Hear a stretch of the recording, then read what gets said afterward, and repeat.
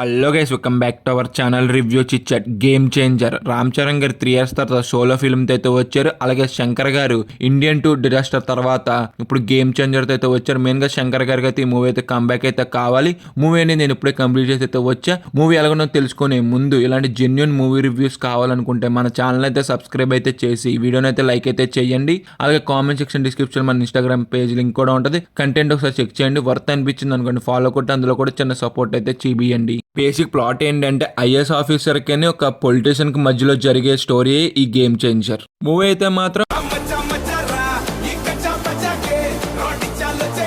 Below average అనిపించింది. శంకర్ పాత movies mark అయితే నాకు ఎక్కడ కూడా కనిపించలేదు, కానీ ఇండియన్ 2 కన్నా చాలా బెటర్ అయితే అనిపించింది ఈ మూవీ అనేది నాకైతే.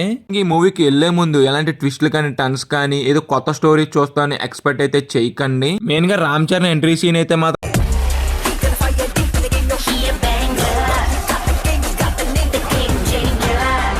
ఫ్యాన్స్ అయితే చాలా బాగా ఎంజాయ్ అయితే చేస్తారు. సీట్లు అయితే కూర్చోరు ఆ ఎంట్రీ సీన్ కి అయితే మాత్రం మెగా ఫ్యాన్స్ అయితే.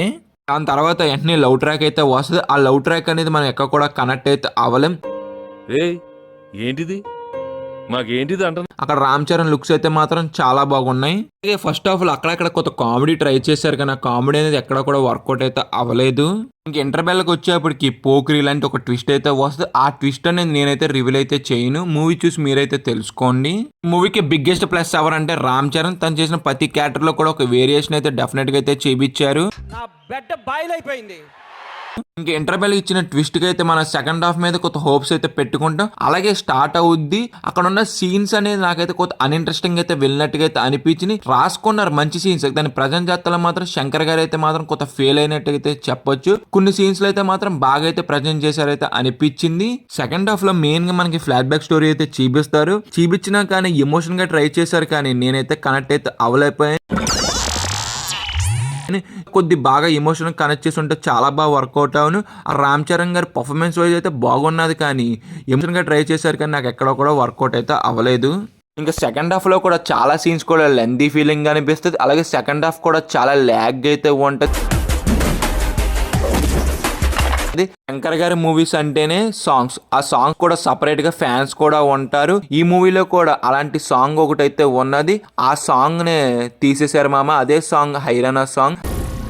ఏం మాట్లాడుతున్నావురా, నరాలు కట్ అయిపోయింది. అసలు ఎందుకు తీసారో నాకు తెలియదు ఆ సాంగ్ అనేది. ఈ సినిమాలో కొద్దో గొప్ప నాకు నచ్చిన సాంగ్ అంటే అది. ఆ సాంగ్ గురించి కూడా వెళ్ళాను. ఆ సాంగ్ అనేది తీసేసారు. నేను చాలా హర్ట్ అయితే అవ్వాను. దీని మీద మీ ఒపీనియన్ ఏంటో కింద అయితే కామెంట్ చేయండి మామ. ఇదిగేసి ఈ మూవీ చూసాక నా ఒపీనియన్ అంటే, మీలో ఎవరైనా మెగా ఫ్యాన్స్ ఉంటే మీ ఒపీనియన్ కూడా కింద అయితే డెఫినెట్ గా అయితే కామెంట్ అయితే చేయండి. ఇంకా పర్ఫార్మెన్స్ వైజ్ అయితే రామ్ చరణ్, ఎస్ జే సూర్య బాగా అయితే చేశారు. మిగతా వాళ్ళు వాళ్ళకున్నారు అసలు మంచి పర్ఫార్మెన్స్ అయితే చేశారు. ఇంకా టెక్నికల్ గా కూడా మూవీ అనేది చాలా బాగున్నది. మ్యూజిక్ బీజిఎం అంటారా కొన్ని చోట్ల బాగానే ఉన్నది, కొన్ని చోట్ల అంతేం అనిపించలేదు. ఓవరాల్ గా మేము ఇచ్చే రేటింగ్ ఎంత అంటే 2 out of 5. వీడియో ఇప్పటి వరకు చూసారు కాబట్టి వీడియో నచ్చితే లైక్ అయితే చేయండి. మీ ఫ్రెండ్స్ అండ్ ఫ్యామిలీకి కూడా వీడియోని అయితే షేర్ అయితే చేయండి. మన ఛానల్ అయితే సబ్స్క్రైబ్ అయితే చేసుకొని, అలాగే కామెంట్ సెక్షన్ డిస్క్రిప్షన్ మన ఇన్స్టాగ్రామ్ లింక్ కూడా ఉంటుంది. కంటెంట్ ఒకసారి చెక్ చేయండి. వర్త్ అనిపిస్తే ఫాలో అయితే కొట్టండి. Bye guys, in the next video. Jai Hind.